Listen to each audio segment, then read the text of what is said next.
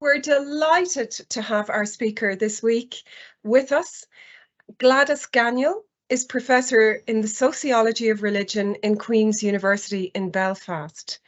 And she is a Professor of Sociology, and her main areas of research are the Northern Ireland conflict, evangelicalism, Christianity in Ireland, young Catholics in Northern Ireland, that's what she's speaking on today, the emerging church, and religion in societies.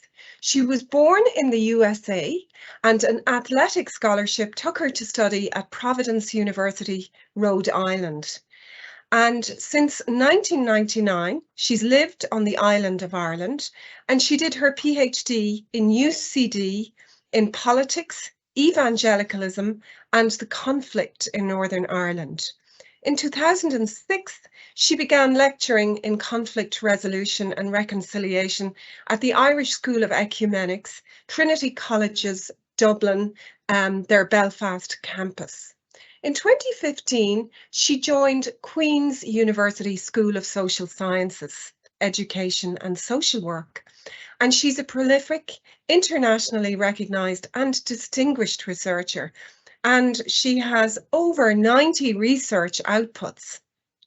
In 2015, her co-authored book with Gerardo Marti called The Deconstructed Church, Understanding Emerging Christianity, it won the Society for the Scientific Study of Religion's Distinguished Book Award.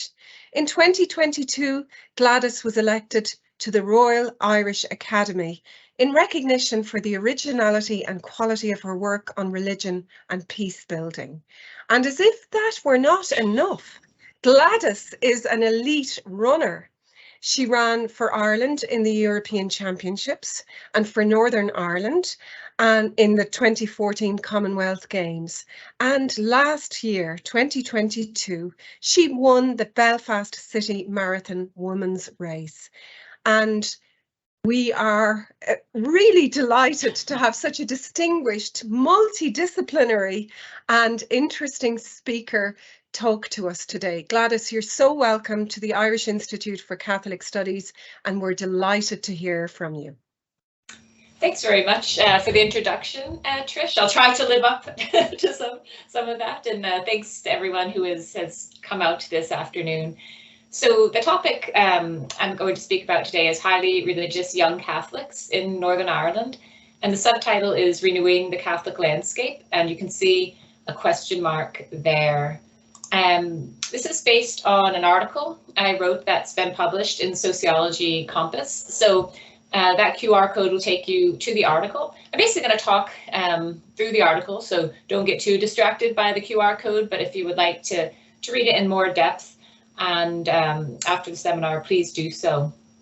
So in terms of the way I'm going to proceed today, my overview and argument, I'm going to present findings from a survey I did in 2022 of students associated with the Catholic chaplaincy at Queen's University here in Belfast. So it's the first study that really looks at the beliefs, practices, and experiences of highly religious young Catholics in Northern Ireland. So I'll present survey findings on beliefs, practices, and influences on faith, dynamics of increased religiosity for the students for which this has been an experience for them at university, and also their views on church teachings on issues like same-sex relationships, euthanasia, sexual relationships, and abortion. As I go through, I'll be talking more detail, but some of the key findings, interesting findings: women are more likely to disagree with church teachings on these issues than men. The survey will also confirm the importance of family socialization, but find that a substantial minority, experience some sort of religious change while at university. And this idea about renewing the Catholic landscape, what I found is that respondents to the survey prioritize renewal in the church. This is an issue they care about, but they disagree on how to prompt it. So you find some students advocating things like greater openness towards women, LGBTQ+ people, and others perceived as marginalized, while others feel that evangelization should be emphasized. And I'll also use Michelle Dillon's Post-Secular Catholicism as a foundation to reflect on the findings I have about religious persistence amongst these young Catholics in Northern Ireland, and just raise some questions, I suppose, about their potential role in renewing Ireland's Catholic landscape, particularly in light of the synodal process underway in the church. That's kind of the grand overview, and I will take you through now.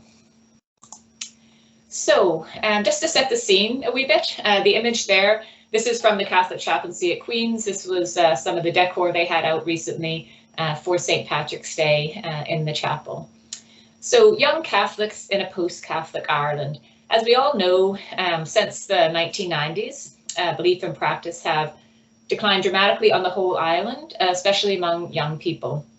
And at the same time, we do need to keep the perspective that both the Republic and Northern Ireland are amongst the most religious parts of Europe. So I sort of set the paper and this presentation in the all-island nature of the churches. So some of my early remarks here will be about previous research that's been conducted on young Catholics in both the Republic and in Northern Ireland. Just to remind you, in the Republic, in the 2016 census, 78% of the population identifies as Catholic. And in Northern Ireland, we have the results now from the 2021 census, and 42% of the population identify as Catholic. In the 2021 census in Northern Ireland, you may have seen the news highlights, right? But this is the first time in Northern Ireland's 100-year history that there are more people who were Catholic or brought up Catholic than Protestant.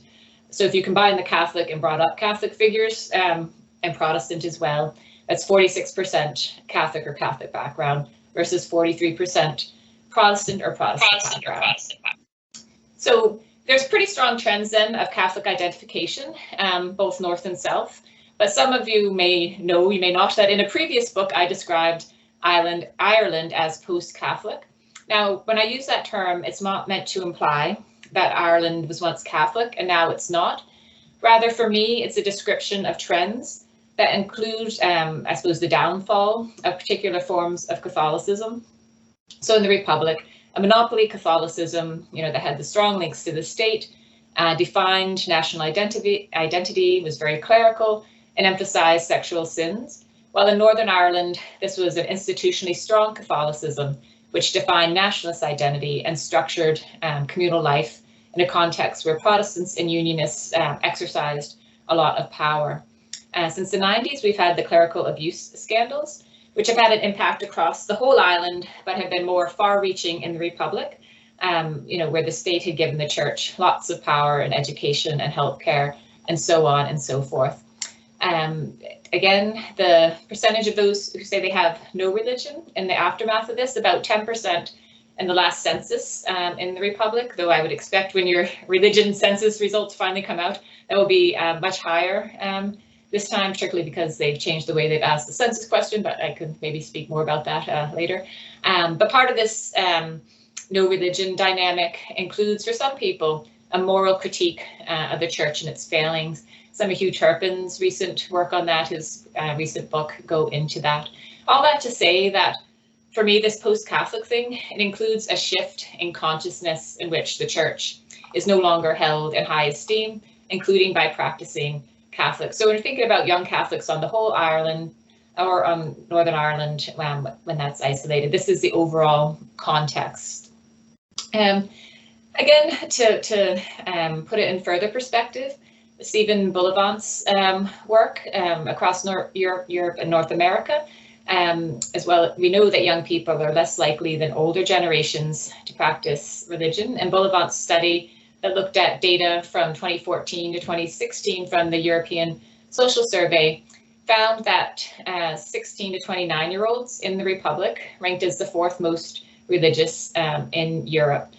So amongst Catholics, that meant 24% attended church weekly, 31% prayed weekly, 54% identified as Catholic. Of course, you can contrast that to the general population from the 2016 census, where 78% identified as Catholic. So you can see less religious in the older generations, but still more religious than other parts of Europe. In other studies of teens and young adults, geography, so north and south, and gender have emerged as key points of difference. So by most indicators, young people in the north are more religious than those in the Republic. And among young Catholics, women in Northern Ireland are the most religious of all, and that conforms to international trends in which Christian women are usually more religious than Christian men. But interestingly, there's been a few studies now that have shown that in the Republic, females and males exhibit similar levels of religiosity, which is quite unusual. And again, I think we need more research on this on the island of Ireland, but it may be linked to perceptions that the Catholic Church in Ireland has treated women especially badly. In 2017, Barna did a survey of 15 to 24-year-olds in the Republic in partnership with an organization called Christ in Youth. And they had an index that included those who identified as Christian, said their faith is very important, and attended a religious service in the last month. And using that index, they found that 31% of teens and 20% of young adults could be called practicing Christians. And interestingly, as this correlates with what I found in my survey, Barna also found significant dissent from church teachings on sexual issues amongst those that they identified as practicing Christians. Patricia Kiernan and Aveen Molali also did a study published in 2022 on lived Catholicism amongst postgraduate students in Catholic colleges of education, again in the Republic, and they found considerable fluidity in beliefs and practice. So while 99% of those students have been initiated into the church as children, 58% identified as Catholic, and 31% attached rather or very strongly to their belief, 24% attending Mass monthly or more. But where it gets kind of interesting, they found at the same time more people believed in energy, so 53% in souls, again at 53%, than in one God, which is 39%, or the Holy Spirit at 37%. And for those who had disaffiliated from Catholicism, 69% did so because religion did not express their experiences and needs, while 91% said the sexual abuse of children was a somewhat important or very important reason why they left. So another study, and I'll come to the end of my overview of relevant studies to set the context here, but Francis et al. Analyzed a 2011 survey amongst sixth form pupils in Northern Ireland and senior cycle students in the Republic. So these are ages 14 to 17. And this gives us some data, I suppose, for cross-border comparisons. And in aspects related to personal religious practices, Catholics in Northern Ireland, again, exhibit much higher levels of religiosity. Catholic females in the Republic did not engage in these practices more than males, but in Northern Ireland, females are much more religious according to these measures. So you can look at the tables there and see some of the figures and some of the differences between male and female and north and south. So these studies emphasize decline, and the Barna report was even called the faith crisis of today's Irish youth. But at the same time, some of the data also shed light on religious persistence amid the decline, confirming the importance of parents and family for influencing the faith of young Catholics. So Byrne et al. Found that the most important predictors for youth Mass attendance were parental attendance. That's really not a surprise, I suppose. But that is also bolstered by talking about religion with their mothers, though interestingly not with their fathers in this study. And when Barna asked which influences make Christianity more appealing, the top answers were church at 74%, followed by mum at 73%, then minister, pastor, or priest, dad, other relative, etc., etc. So this idea of religious persistence amid decline, there haven't been that many studies of religious persistence in Ireland since the 1990s, as we've sort of focused on, I suppose, the whole process of secularization. But this is even the case in Northern Ireland, where most studies have been concerned with religion's role in conflict and peace building and so forth. So again, my study here with the Catholic chaplaincy, it's the first to really look at the experiences of highly religious young Catholics in the North and hopefully begin to address some of these research gaps. So what about my methods here of the main study under consideration today? So it's based on an action research project with the chaplaincy. So I was approached by the chaplain. They were interested in having a bit of data and information as they approach the 50th anniversary, really, of their establishment at Queen's, and hoping, to improve their services for students. So you can see the three main aims: capture a range of student perspectives on religion and beliefs, investigate students' awareness and experiences of chaplaincy, and provide information to help chaplaincy improve its services. So today I'm really only talking about findings associated with the first aim. But it's also worth saying that this study was partially modeled on earlier studies of Christianity and the university experience in contemporary England, led by Matthew Guest, and the Church of England's Chaplains on Campus study, led by Kristen Anu as well. So Matthew Guest was a member of our advisory board, and that those research teams very kindly shared some of the questions they asked on their surveys. So we have some comparative data as well, which is nice. So the primary method of data collection was an online survey, which we administered in February 2022. So the chaplaincy had 4,498 students on its email list, those who had consented ticked the box for that when they came to Queen's University, and they sent a request to all those students to complete it. So we got 211 usable responses. So that's pretty low response rate, less than 5%. So all these results should be read with caution, obviously with a low response rate. I also did just 4 semi-structured interviews with young Catholics, 2 women and 2 men, in the summer of 2022. And again, that's a very small sample. These are not representative interviews, but given that there have been no previous studies on, the religious experiences of highly religious young Catholics in Northern Ireland, I thought I would like to do a few exploratory interviews and identify, areas of investigation for future research.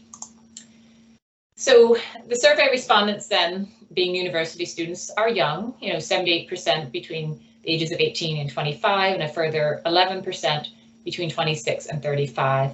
How do I conceive highly religious? Again, the survey's conception of highly religious is limited, and that it's largely based on people's willingness to consent, for their email address to be given to the Catholic chaplaincy.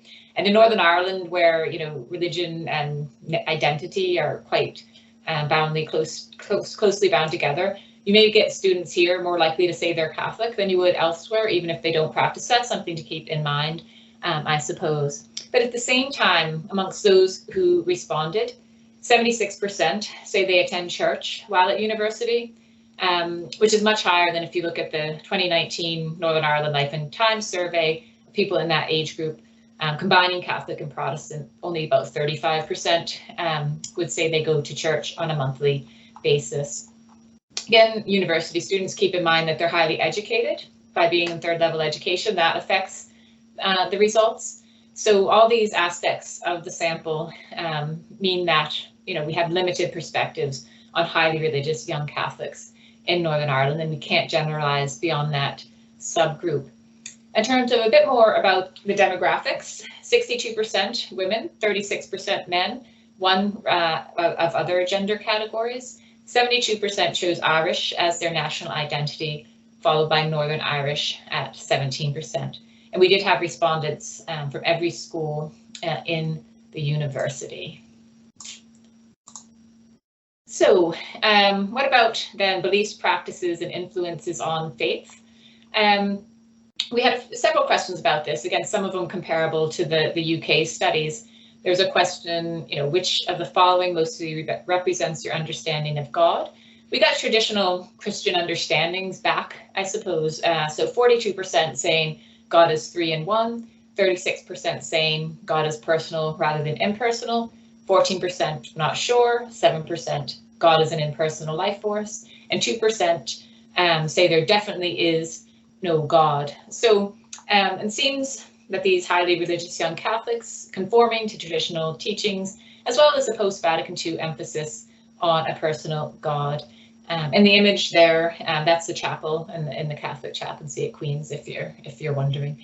There was also some interesting stuff around online practice, and their attendance declined when church buildings were closed.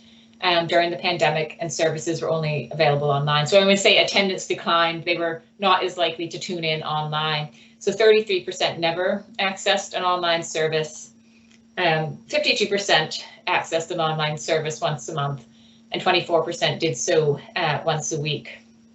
So I think this is an area, the digital practices of young Catholics coming out of lockdown and after lockdown. This could be an interesting area for future research, especially since in the few interviews that I did do, people had very different perspectives on the experience of online religion. So one woman described discovering a whole new world of Catholic resources online, which she continues to use, while another said he almost never went to Mass. And just to give you a sense of that, about the online Mass experience for him, from the interview, there's a quote. He says, "I wasn't a big fan of the online Mass, to be honest. I was just desperate to get back to Mass in person. When Mass came back that summer, I remember running to Mass. I was doing a morning run and I said, well, I'll just do my morning run to the chapel. So then I went to Mass and I walked home." So here's a person whose religious practice very important to him, but he just couldn't put up with the online Mass, as it were. We also asked students an open-ended question about what it meant to be a Christian, so they could write in a reply here. So in your view and in your words, what does it mean to be a Christian? So these were the most popular terms that come up: love, life, Christ, Jesus, faith, and teachings. So I conducted another survey within Queen's amongst evangelical students, and I'll present some of the comparative results of that later. The comparative results aren't in the journal article I referenced earlier, but it's the Catholic responses here to this question are slightly different to the evangelical Protestant answers, which emphasize things more like repentance and being born again and that sort of thing as well. So the emphasis on love amongst the students is, again, quite interesting, I think. So in terms then of influences on thinking about faith, spirituality, religion, or God, the students were given a range of options, and you can see them listed here. And this is the percentage of very important or somewhat important, how many students ticked either of those boxes. So personal experience and reflection was by far the most popular. So 95% indicating that that was very important or important. And that echoes the, the wider international trends of what Ulrich Beck has described as religious individualization, where institutions, are regarded as less important than personal experience and shaping religious lives. At the same time, the importance of the family socialization came through, and this can be compared to some of those earlier surveys that I mentioned. Just 4% said they were the only person who practices Christianity in their family. And in the question about influences, the second most popular option was family at 84%. So you can see those figures there. In some of the interviews, the young people talk about the importance of parental religious practice. And again, the dynamics of family socialization could be an area for future research. So one woman said, and this is a quote from the interview, "I don't remember my parents ever missing Mass. My mum worked night shifts and would have come off night shift and went to Mass before going to bed the next day. There was no such thing as I'm too tired." And then another woman grew up in what Northern Ireland would be known as a mixed marriage, so between a Catholic and a Protestant, and her family would have attended Catholic and Protestant churches on alternative weeks. And there's a quote from her, and she says, "My parents placed a high importance on religion. They mostly brought us up as Catholics, so I went to a Catholic primary school and did the sacraments, but for a number of years we would go every other week to a Protestant service. That put those questions in my mind and placed high importance on them. I would have considered questions of faith very worthy of consideration and worthy of my time." So we can reflect on this maybe a wee bit and think about how highly religious young Catholics continue in their faith, at least in part, because family socialization continues to be significant, even in a secularizing society. Okay, so my next slide here has a QR code that links to a comparative report that I've written on the data from the survey of the Catholic students at Queen's and a survey of evangelical students at Queen's, and that survey was just done between November and January of this year. And the evangelical students at Queen's would be those associated with the Christian Union and to some extent with the largest Protestant chaplaincies. So I'm going to reference in some of my next tables some data from that survey as well, to give a bit of a comparative perspective. But if you're interested in hearing more about it, you can scan that. That takes you to the report I've written on my personal website at Queen's. And what I'm going to talk about then now and reference some of these other figures is religion and change at university. And we know that young adulthood is often experienced as a time of exploration and change, particularly when students are in third level education and so on and so forth. The Barna study I talked about early in Ireland found that young people's religiosity declined between the ages of 19 and 25 amongst the survey research they did on the island. So in our survey, we asked whether or to what extent students had experienced religious change and in what directions did they become more religious or less religious. So you can see if you look at the table there, the norm, most students, their religious identity remains, or their religiosity, I suppose maybe is a better word to use, remains quite stable. But at the same time, you can see percentages, quite high percentages for the evangelical men at Queen's, right, becoming more religious. But even amongst the Catholic students, 25% say they became more religious at university. Catholic men more so than Catholic women to say they've become more religious at university. So these are quite striking numbers, I think, in terms of students becoming more religious. Then in the less religious category as well, you can see, say 19% of the Catholic students say they became less religious. The evangelical students are not becoming less religious, interestingly enough. But again, what this data does for me is emphasize that university can be a time for change, and it doesn't necessarily have to be a time for change of becoming less religious, which is often the way it's depicted in the public consciousness, I suppose. So in the interviews, these were all people who either had a stable identity at university or became more religious. I explored that a wee bit and tried to explore factors and experiences that pulled people towards faith while at university, and maybe then provide a starting point for further research in this area. So one woman, she described that she began to have doubts about God's existence when she was 15. And she also disagreed with church teachings on things like transubstantiation, which she described as very illogical, and church stances on LGBTQ+ issues and women priests. And while she was at university, she went on a pilgrimage abroad, although interestingly, she says, I didn't believe in any of it, but people were going that I knew, so I went on this pilgrimage. And on the pilgrimage, she met someone who told her about the chaplaincy at Queen's. And she said she had no intention of going to the chaplaincy, but one day she just popped in and ended up meeting people. So she made friends in the chaplaincy, as well as got to know the chaplain. She started asking questions. And she said in the interview that I was surprised that I was not fobbed off with poor answers. And she was especially impressed with the way the chaplain explained transubstantiation, which she'd always thought was illogical. But it sounds to me like he gave a very Augustinian, not Augustinian, sorry, Thomist explanation, focusing on substance and accidents and so forth. But she continued to attend chaplaincy events where questions were explored. And she said she now agrees with church teachings on many of the issues she would have disagreed with as a teenager. In the interviews with one of the men, he described his journey into more faith at university as an intellectual process.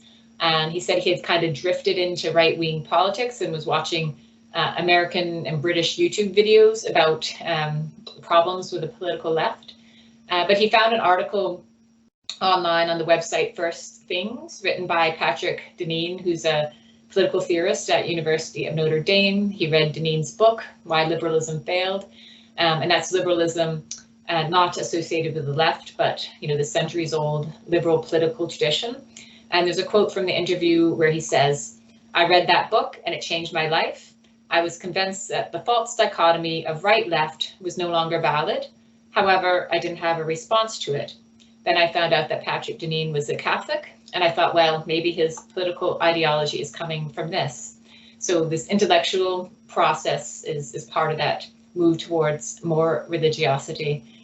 Another man I interviewed, he attended Mass regularly during his first years in university, but he said he hadn't met any Catholic friends. He just might have gone into the chaplaincy for Mass the odd time, and that was it. And then during the pandemic, he said he reached sort of a low point. And there's a quote where he said, "COVID came, my degree stopped, my job stopped, seeing my friends stopped, seeing my girlfriend stopped, it all stopped. And that left me in an awful way. And that's when I came back to God." So then when lockdown restrictions were eased, he went on a 3-day religious retreat with 11 other young people. And he said, "I got this message, someone messaged me to go on a retreat as lockdown was ending. And at that retreat, for the first time, he said he met Catholic friends that were a good influence on him. And so then when he went back to university, he says, it became an objective for me to make myself known around the chaplaincy and seek friendships." So he now says he has a group of friends who encourage him in religious practices and so forth. So in sum, the survey confirmed that university can be a period of change for substantial minorities of young Catholics, with the interview shedding light on the dynamics of change among those who became more religious. And I should have, I'll put up this this slide now. And the woman I was talking who said she just popped into the chaplaincy one day. So this is the street she could walk down to pop into the chaplaincy and go to the cafe and so on and so forth. So for these ones whose religiosity increased, it was important to have a faith that was intellectually stimulating and to be part of a supportive peer group of other highly religious young Catholics. Again, these findings are based on limited data. There needs to be further research, but I'd like to see them, as a kind of starting point. And they also, confirm studies that have been done in other contexts as well. Some of like Christian Smith's work in the United States and so on and so forth. Similar types of findings. So I'll move now to some of the findings around church teachings on moral issues. And you can see that this table has comparative data from Catholic students at Queen's and from evangelical students at Queen's, and also from the surveys I referenced earlier that were done in the UK amongst CU students and Christian students. So the UK data makes a distinction between the CU, which is highly evangelical, and just Christians who aren't in the CU, basically. My problem at Queen's was I couldn't find any Christians to complete the survey who were Protestants who weren't in the CU. So I only really have evangelical data from Queen's, rather than maybe I wasn't really able to reach non-evangelical Protestants at Queen's. But that's another story. We're talking here about highly religious young Catholics. So to get back to that, the survey asked about various moral issues on which, the Catholic Church has taken stances at odds with wider societal opinion. So most of our highly religious young Catholics did not align with official church teachings, but have more liberal views on these issues, same-sex relationships, euthanasia, abortion. There's also one on there about the drinking culture at university as well. And you can see that women are more likely to disagree with church teachings than men also. And there's the women and men differences as well. And there were a few open-ended questions on the survey. And in those open-ended questions where people could write in, some of the students raised LGBTQ+ issues.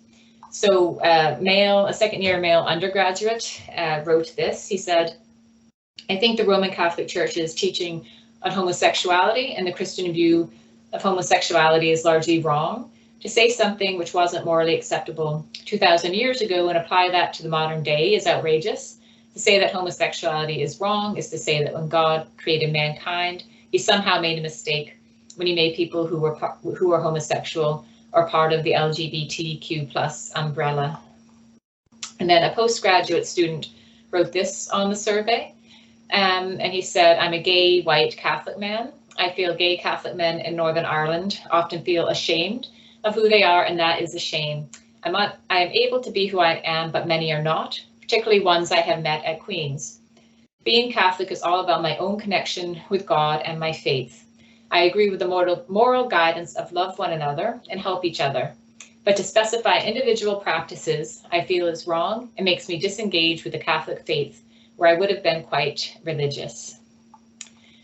These findings in and of themselves, I think, are unsurprising, because other studies that I referenced earlier, the Barner study and so forth, have found that Catholics across all age groups are out of step with church teachings in these and other areas. And this is common throughout Western countries, Western Europe, North America, so on and so forth. So as I move nearer to my conclusion, then what about this desire for renewal that I mentioned in my introduction, the desire for more openness and the desire for evangelization. So this image here, again, this is from the chaplaincy in Queen's. There was evidence from the survey that the young Catholics want renewal. So one female postgraduate student, she wrote this on the survey. She said, I'm worried regarding the decline of faith in our local parish and throughout Ireland. I wonder what way to engage young people like myself who have faith but struggle with some of the hardline beliefs required in Catholicism. I have doubts and it's uncomfortable to raise these, but I do believe in God and I want to live by Jesus.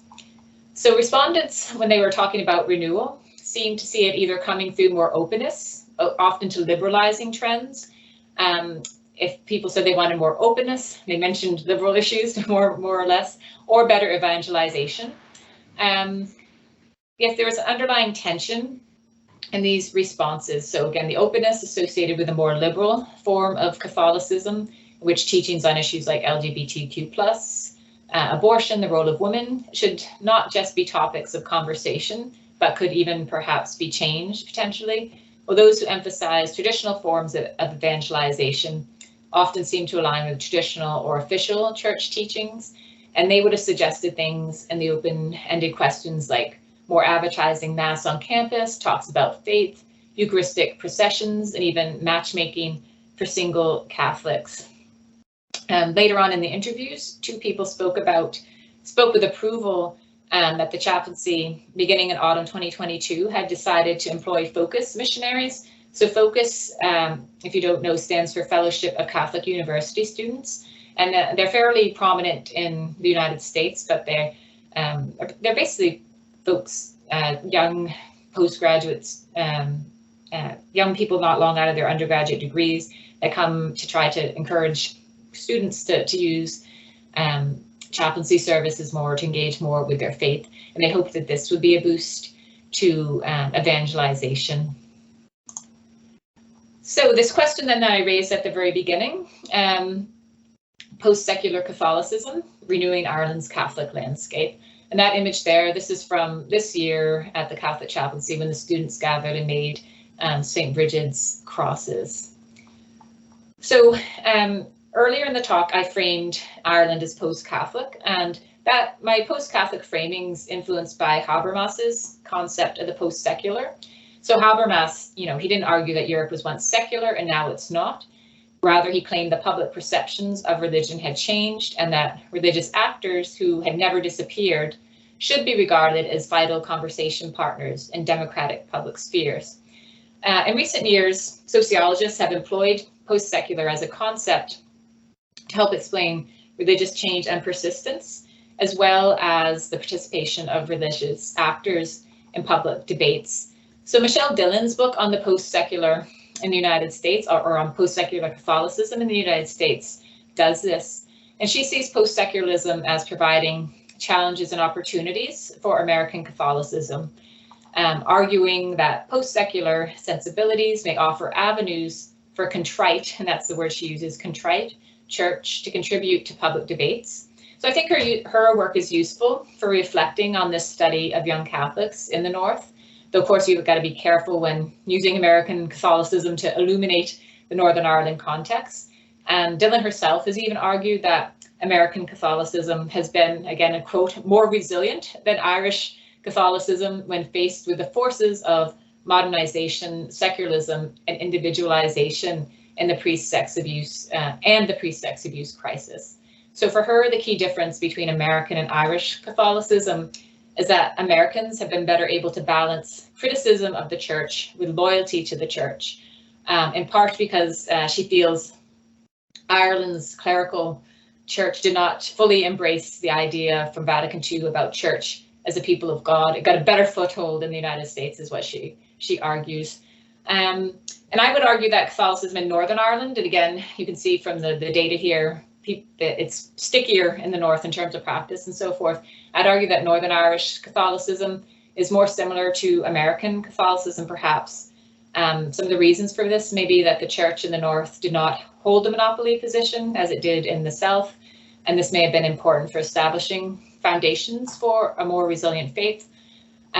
Or it could be because it's common, and well, relatively common for religious vitality to persist in contexts where religion is still important for identity, political identity, as we know it is in the north as well. So Dillon's starting point is that the post-secular emphasis on open dialogue, there should be open dialogue amongst secular and religious partners. And this includes recognizing the importance of dialogue within the church itself, as well as the long-standing traditions of interpretive diversity within Catholicism. And dialogue within the church has theoretically received a boost, or not theoretically, but also practically, I think, with Francis's papacy, a point made by Dillon, but even further reinforced by the global church's synod on synodality, which is ongoing. And Michelle Dillon also emphasizes how interpretive autonomy is now legitimated in church teaching. So the importance of conscience, interpret things yourself, and the importance of being able to discern and abide by your own conscience. And in the United States, this interpretive autonomy, she says, has become something akin to a conscientious position of non-assent to particular church teaching. So it's seen almost as, I suppose, a matter of conscience to disagree with a church teaching because, you know, you think it's wrong, I suppose, is the stark way of saying that. And she supports this idea of interpretive autonomy by noting that in the United States, college-educated Catholics are the most engaged in church in terms of attending Mass more, receiving the Eucharist more, so on and so forth. And in this light, universities in Northern Ireland, could these be the seedbeds for development of interpretive autonomy within Irish Catholicism? Especially if students have opportunities to engage intellectually with their faith. I think it's a question to put out there. Finally, and at the same time, I mentioned those tensions amongst highly religious young Catholics between women and men, with women, I suppose, if we use that term, more liberal on a little issues, as well as tensions between those who value openness and those who value the church's traditional teachings or evangelization. So given that women are more likely to disagree with church teachings, is it possible that young Catholic women in Northern Ireland are better able than young men to balance those tensions, that interpretive autonomy between commitment to Catholicism and disagreement with church teachings? Of course, it's possible that more young Catholic men who disagree with church teachings simply disengage with Catholicism rather than remaining, and women choose to remain and engage with the liberalizing trends within the church. Don't know that we really have the data in Ireland to confirm that, but it's one possibility. But as I mentioned earlier, with young Catholic women in the Republic, more likely to disengage from faith. So they're different than Catholic women in the North from what I can see, at least in this subset. They're disengaging rather than balancing this tension. Could Catholic women from Northern Ireland be amongst those most likely to advocate for reforms in the Irish Church? It's unclear at this stage. And it's also unclear if young Catholic women in the North are being empowered or encouraged to play such a role, either through church structures or related organizations like the chaplaincy. So finally, just to sum it up, but I suppose the research shows that highly religious young Catholics want renewal which they see, either coming through this openness to liberalizing trends or better evangelization, or sometimes both, I suppose, even if some forms of openness and evangelization seem contradictory. Following Michelle Dillon's argument, post-secularity's emphasis on internal church dialogue, now further undergirded by Pope Francis's advocacy of synodality, could provide an opportunity for Northern Ireland's highly religious young Catholics to contribute to renewal. So thank you very much for listening, and I am happy to take any questions. Thank you so much, Gladys. I mean, that was just so